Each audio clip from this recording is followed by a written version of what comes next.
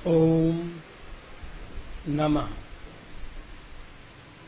श्री महावीराय नमः।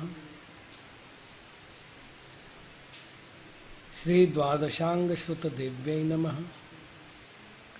आचार्य श्री आदिसागर महावीर कीर्ति सन्मति सागर गुरुभ्यो नमो नमः। विश्व प्रकाशी महिमान ममानमेक मोमक्षराद्य किल वाङ्मय हेतुभूतम् यं शङ्करं सुगतमाधवमीशमाहुं रर्हन्तमर्जितमहन्तमहं नमामि।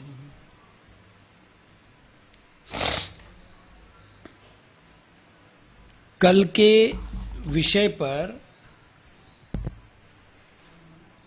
एक प्रश्न है कि मैंने कहा था जिन प्रतिमा के सन्मुख बैठकर ध्यान करने से भी त्राटक ध्यान हो जाएगा। प्रश्न है त्राटक ध्यान कैसे किया जाता है। सरल सा उपाय है, अलग अलग सी विधियां हैं। मैं आपको 3 विधियां बताता हूं। पहली विधि, ध्यान करने वाला व्यक्ति आसन विशेष पर बैठ जाए, अर्थात भले ही वो पृथ्वी आसन हो तो चलेगा, अर्थात भू आसन, नहीं तो थोड़ी सी चटाई वगैरह कोई बीच में होनी चाहिए। उसके बाद उस पर वो सुखासन से, पद्मासन से, अर्ध पद्मासन से जैसे भी बैठ जाए। शरीर के जो ध्यान के लिए 5 आवश्यकताएं कहती है उसको साध लेवे। 1.5 फीट दूरी पर एक चौकी होनी चाहिए, 1 हाथ दूरी पर, और चौकी लगभग 1.5 फीट ऊंची होनी चाहिए। उस पर एक दीपक जला लो। अब आपको क्या करना है, तो आपको एकटक होकर के लौ को देखना है। आंख मूंदनी नहीं है, एकटक केवल लौ को देखना है। देखते चलो, देखते चलो, देखते चलो। जब आंखों से पानी आने लगे सहज ही, तब आंखें धीरे से मूंद लो, वापस देखो। ये प्रयोग लगभग 5 मिनट का प्रयोग है। कितना ही पानी आ जाए, 1 मिनट आंख, मतलब थोड़ी देर के लिए आंख बंद कर ली, पानी निकल जाने दिया, फिर आंख खोल ली, वापस देखा।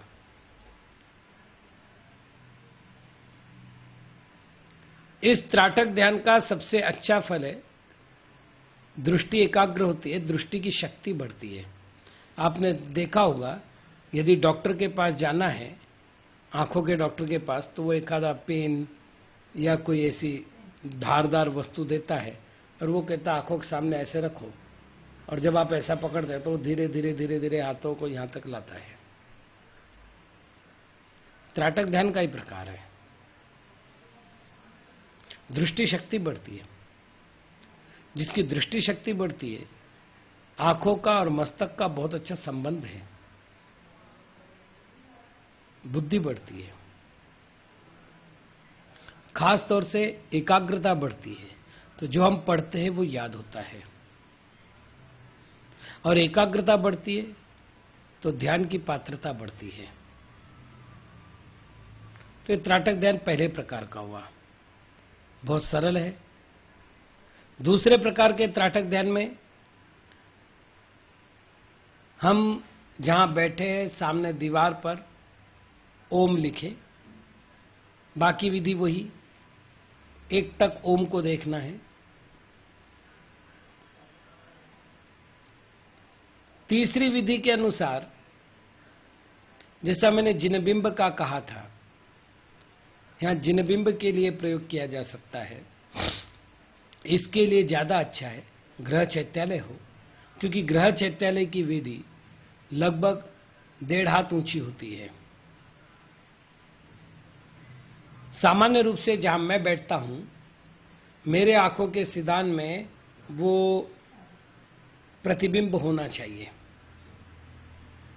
अन्यथा मुझे इस तरह देखना पड़ेगा। और ये जो देखने की दृष्टि है तिरछी, अर्थात गर्दन ऊपर करने की, वो ज्यादा देर मुझे स्थिर नहीं होने देगी। इसलिए मैंने पहले दीपक वाला वर्णन किया, क्योंकि जब आप 1.5 फीट ऊंची चौकी सामने रखेंगे, उस पर छोटा सा दीपक रखेंगे, तो दीपक की लौ आपकी आंखों के लौ के सिदान में आएगी।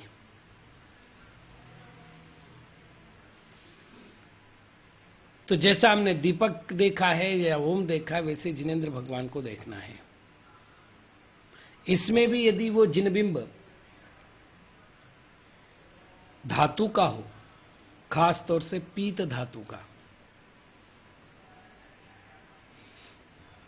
चाहे वो तांबे का प्रतिमा हो, पीतल की प्रतिमा हो, सोने की प्रतिमा हो, पीले रंग का लगभग, ये ज्यादा लाभदायक है। पाषाण की प्रतिमा भी हो सकती है, सफेद, काली, पीली, कोई दिक्कत नहीं है।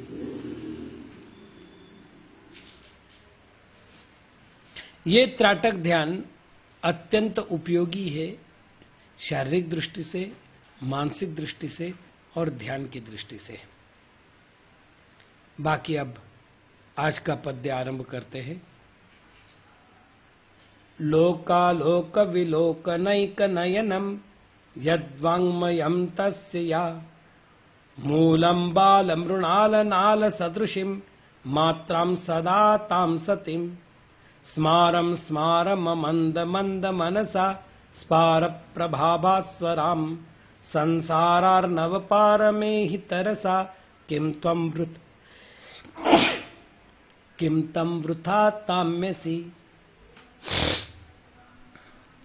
यहां कह रहे हैं, हे भ्रात, लोकालोक विलोकन, लोक और अलोक, इन दोनों को देखने के लिए जो एक नयनम, एकमात्र आंखों के समान है, यत जो वाङ्मयम शास्त्र है, तस्य उसका, या जो मूलम मूलभूत है, उस सतिम विद्यमान, बाल मृणाल नाल सदृशिम, कोमल कमल लाल के समान, स्पार प्रभा भासुराम, मनोहर प्रभा से प्रकाशमान, मात्राम, मात्रा को, सदा निरंतर, मंद मनसा, अचल मन के द्वारा, स्मारम स्मारम, पुनः पुनः स्मरण करके, अमंद, हे बुद्धिमान, तरसा, शीघ्र, संसारार्णव पारम, संसार रूपी समुद्र के पार को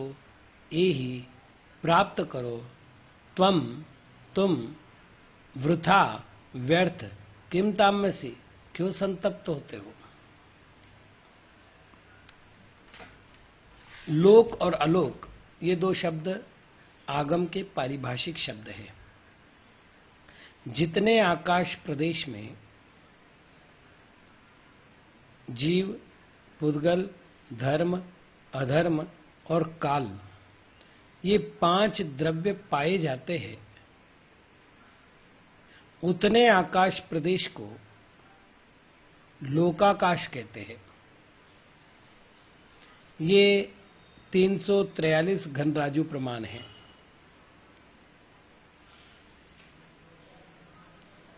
अर्थात 7 राजू मोटा, 7 राजू चौड़ा, 7 राजू ऊंचा,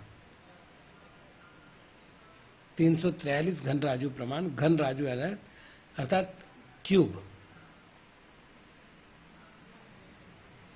7 को 7 से गुना करना है, उससे फिर 7 से गुना करना है, तो 343 घनराजु होता है। उसके बाहर अनंत आकाश है।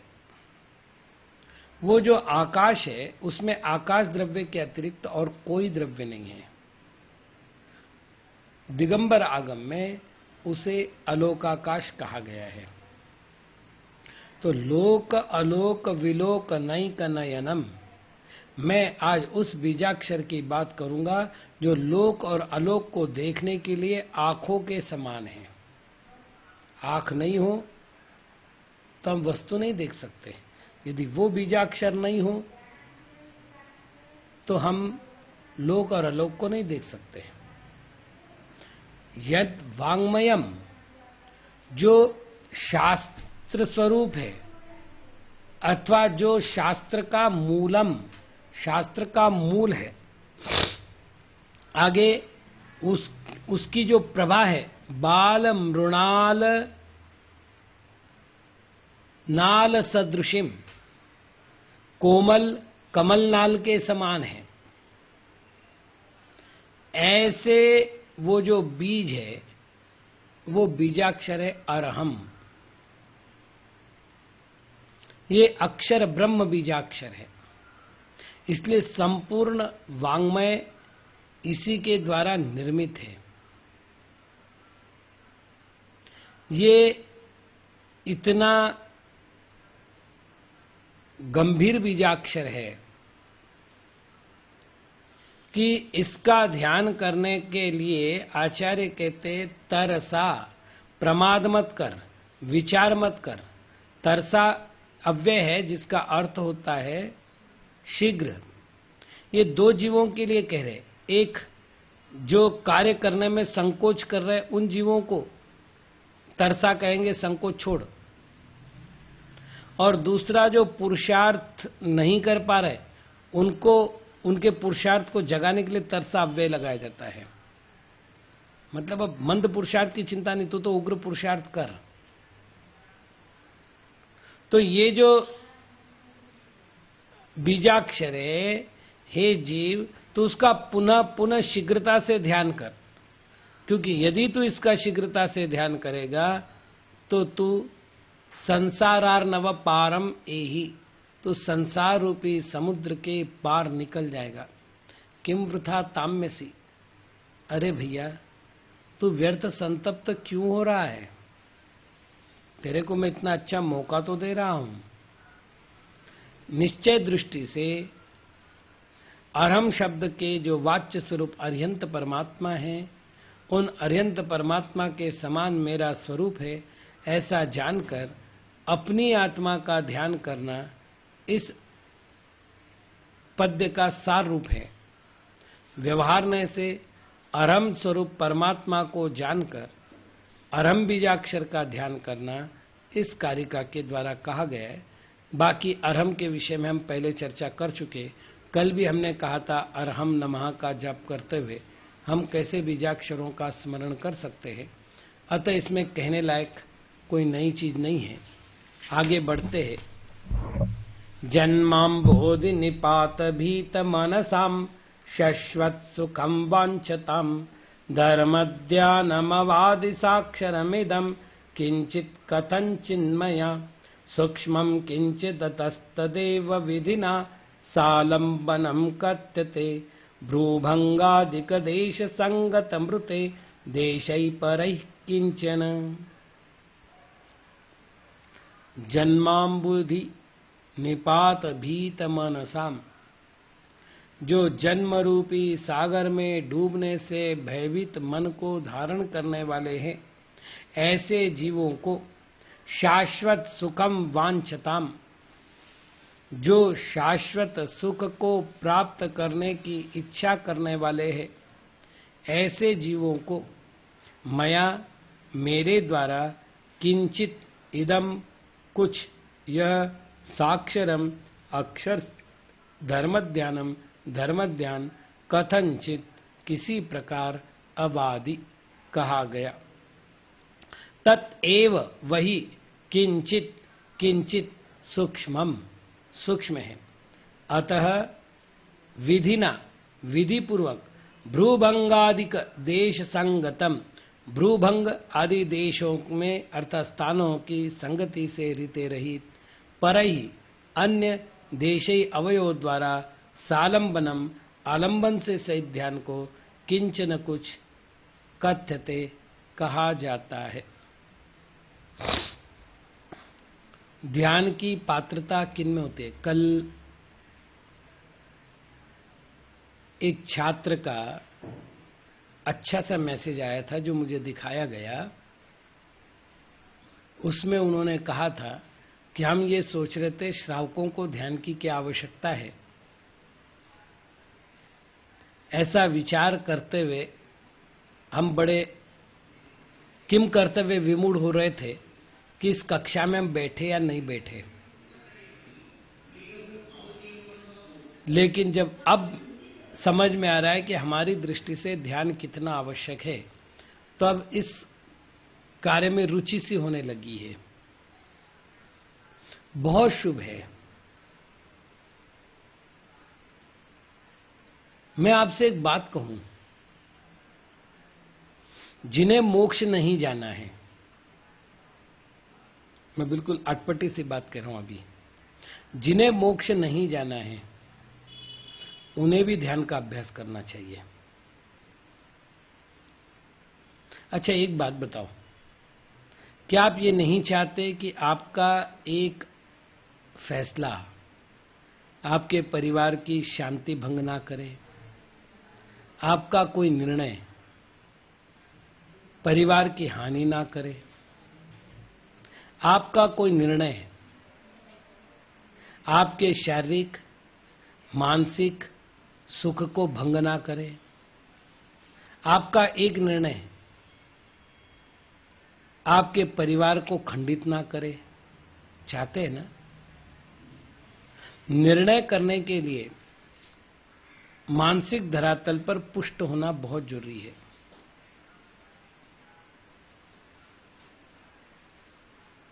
जब आप पर किसी प्रकार का अविवेक हावी होने लगता है, तो आपको दूसरे का वचन या तो अति प्रिय लगता है, जिसके कारण से आप बिना विचार के उसे स्वीकार करते हैं, या एकदम अरुचिपूर्ण लगता है कि आप उसे अपना शत्रु समझने लगते हैं। मैं आपको एक छोटी सी घटना बताऊं। पद्म पुराण में शूर्पणखा आकर के रावण के सन्मुख सीता के रूप का वर्णन करती है,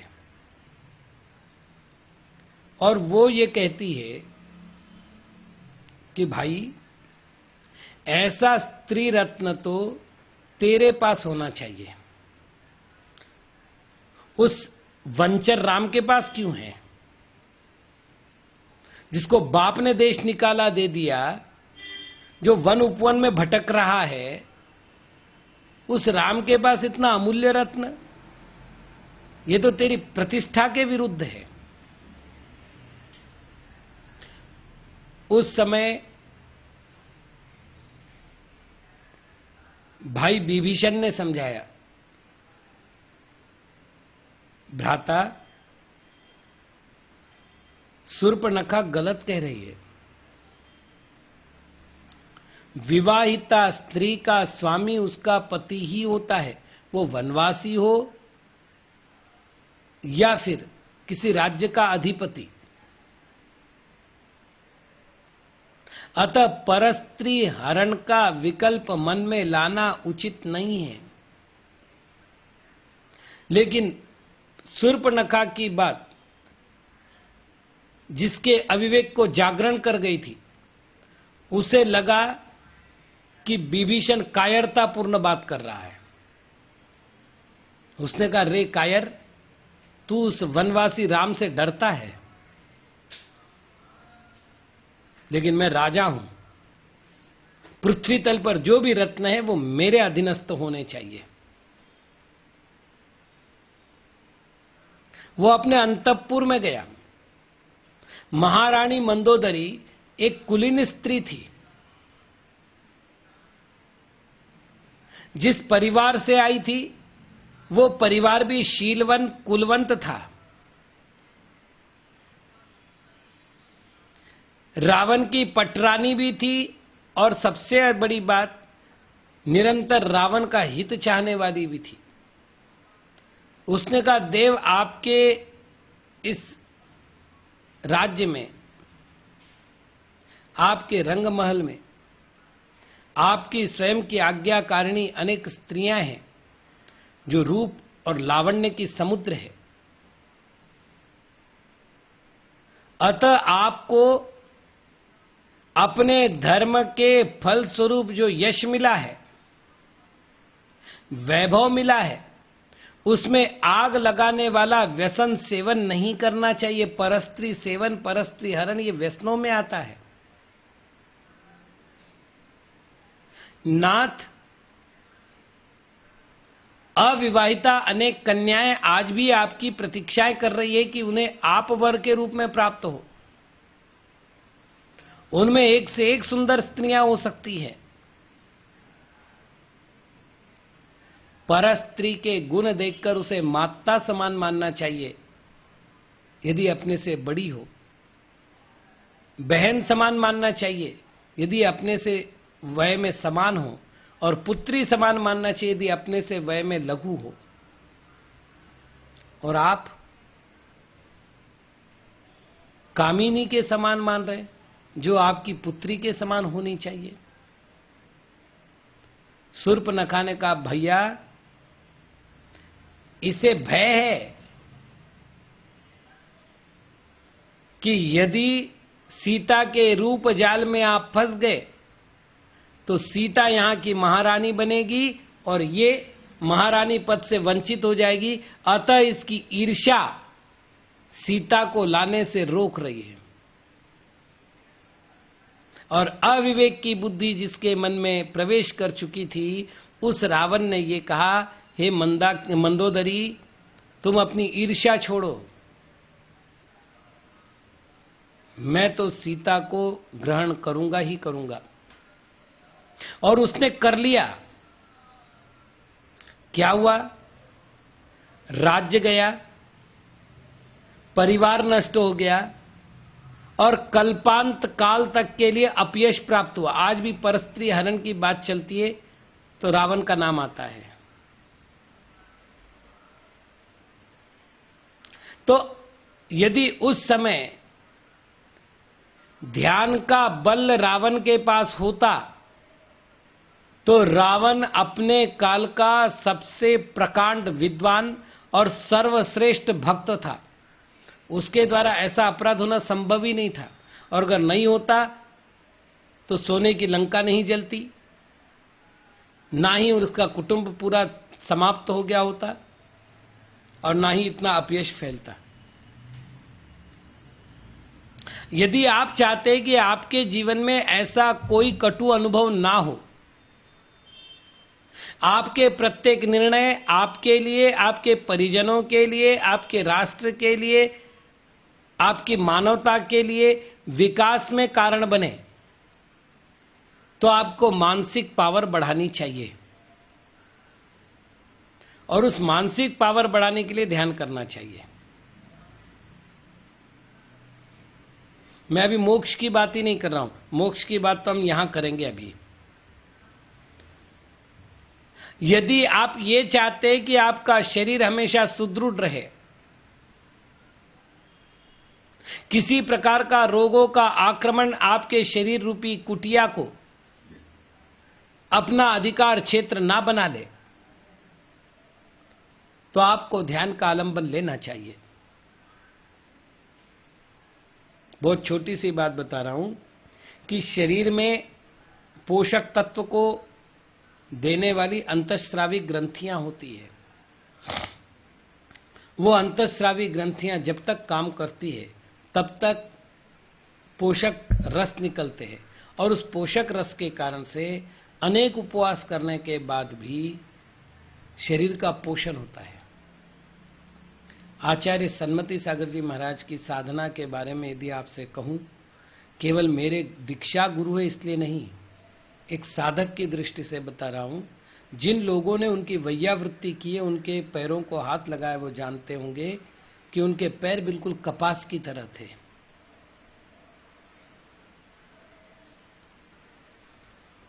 इतने कोमल। और उपवास के बाद उनकी शरीर की कांति मुरझाती नहीं थी, आभा बढ़ती थी। उनका जो आभा मंडल क्रिएट था वो इतना प्रभावशाली था कि हम लोग बड़े निर्णय करके जाते थे, आज गुरु महाराज से ये पूछेंगे वो पूछेंगे, आज तो उनके विरोध में ये सारे प्रमाण देंगे। सामने जाते थे, वो कहते थे बोलो सुविधि सागर जी कैसे आना हुआ, बस खत्म हो गई बात। सारे प्रमाण एक जगह धरे रह गए, उनके सामने जी बोल करके उठ के आ गए। ये कई बार के अनुभव, एक साधु ने कई साधुओं के अनुभव है।